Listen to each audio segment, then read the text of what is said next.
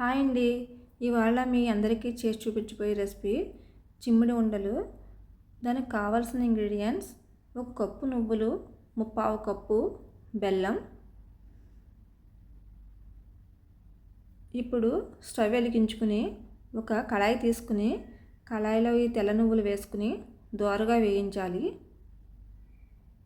పచ్చివాసన పోయే వరకు వేయించాలి. వేగినవి వేరే ప్లేట్లో తీసుకుని చల్లార్చుకోవాలి.